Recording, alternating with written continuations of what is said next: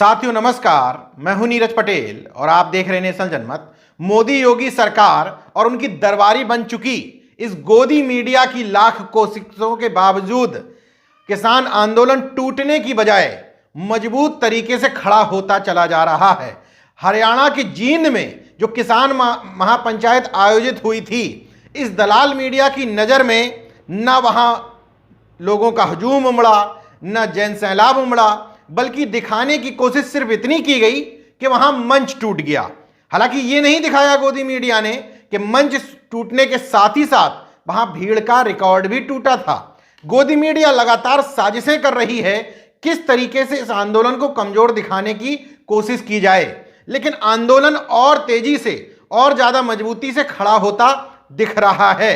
जींद महापंचायत में जिस तरीके से मोदी सरकार के खिलाफ, खट्टर सरकार के खिलाफ और हरियाणा के डिप्टी सीएम दुष्यंत चौटाला के खिलाफ लोगों का गुस्सा दिखा, उससे एक बात तो स्पष्ट है कि हरियाणा से लेकर के दिल्ली की मोदी सरकार तक इस किसान आंदोलन ने इनके तख्त बुरी तरीके से हिला करके रख दिए हैं। जरा सुनिए। एक मिनट, आप सबको बता दिया जाता है कि अपने प्रदेश अध्यक्ष गुलाम चढ़ोनी जी ये जो मंच पर अपने प्रभु के खिलाफ लग रहे नारों को ये भांड मीडिया तो दिखा नहीं सकती, ना दिखाए, लेकिन कम से कम आंदोलन को साजिश में तो ना उलझाए।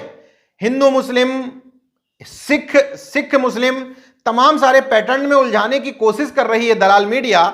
लोगों को गलत बयानी भी कर रही है। वो बताने की कोशिश कर रही है कि टिकैत और उनकी पत्नी की संपत्ति कितनी है, कितने चुनाव लड़ चुके हैं, क्या क्या इनका कनेक्शन रह चुका है राजनीतिज्ञ से।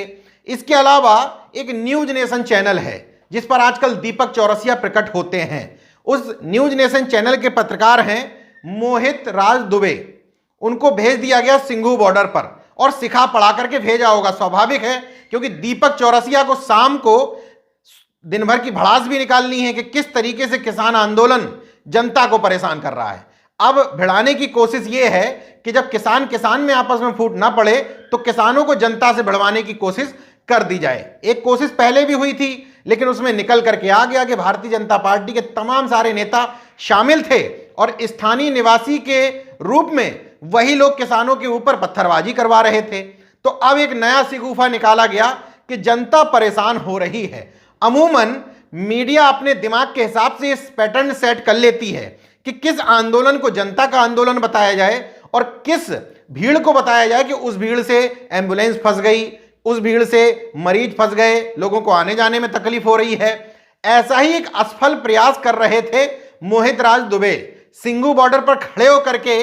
हालांकि उनका कैमरा उनके शब्दों से मेल नहीं खा रहा था। वो कह रहे थे कि लोगों को जाम से समस्या हो रही है, अगल बगल गाड़ियां निकलती हुई दिख रही थीं, जाम भी नहीं दिख रहा था, लोग भी नहीं दिख रहे थे। इसी दौरान चूंकि लाइव था इसलिए उनकी चोरी पकड़ी गई। वहां निकलते हुए एक शख्स से वो कहते हैं कि बताइए आपको कहां क्या समस्या है, कहां जा रहे हैं। उस शख्स ने जो कहा वो सुनिए। उसके बाद भी यहाँ पर जो है जाम लगना शुरू हो चुका है। जाम के जंजाल से आम आदमी जो है, जो सिंघू बॉर्डर के आसपास के रहने वाले लोग हैं, उनको समस्याओं का सामना करना पड़ रहा है। जिनको बॉर्डर से दफ्तर को जाना है या दफ्तर के अलावा हॉस्पिटल जाना है, स्कूल जाना है, उनको भी समस्याओं का सामना करना पड़ रहा है। आप कहाँ जा रहे हैं? मैं तो कश्मीर गेट जा रहा हूँ। आपको किसने बोला समस्या का सामना करना पड़ रहा है? बिल्कुल मोहित मतलब ये वीडियो खुद बयां कर रहा है कि धर्म, जाति, क्षेत्र के आधार पर इस आंदोलन को बांटने की नापाक कोशिशों के बीच में अब यह भी कोशिश होने लगी है कि जनता के गुस्से को जबरदस्ती रोष के रूप में प्रकट किया जाए। लेकिन चूंकि लाइव प्रसारण चल रहा था इसलिए कैमरा झूठ नहीं बोलता। मोहित राज दुबे के शब्द भले ही झूठ बोल रहे हों, लेकिन कैमरे ने झूठ नहीं बोला और उस व्यक्ति ने सामने उनकी भद्द पिटवा दी। ऐसे ही तमाम सारे एंगल निकाल करके बताने की कोशिश हो रही है कि किसान आंदोलन में कंगना रनावत ने यह कहा, अक्षय कुमार ने यह कहा, अनुपम खेर ने यह कहा।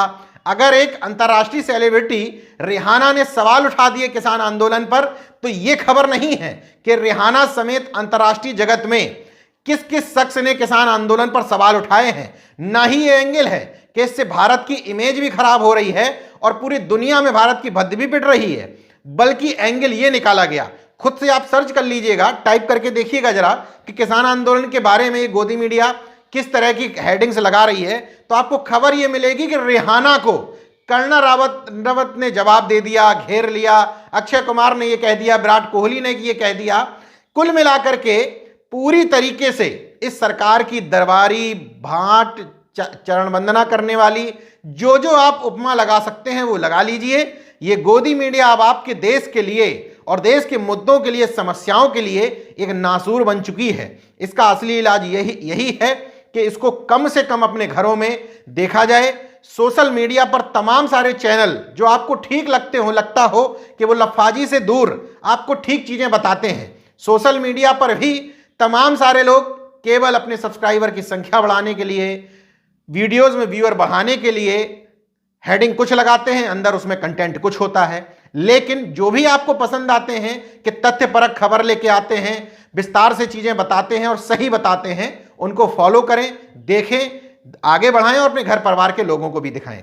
देखते रहिए नेशनल जनमत, जागरूक और सजग बने रहिए। जय विज्ञान, जय संविधान, जय लोकतंत्र। धन्यवाद दोस्तों, अगर आपने मेरा YouTube चैनल सब्सक्राइब नहीं किया तो प्लीज़ सब्सक्राइब कर लें और उस बेल आइकन पर जरूर क्लिक करें, जिससे जो मेरे न्यू वीडियो है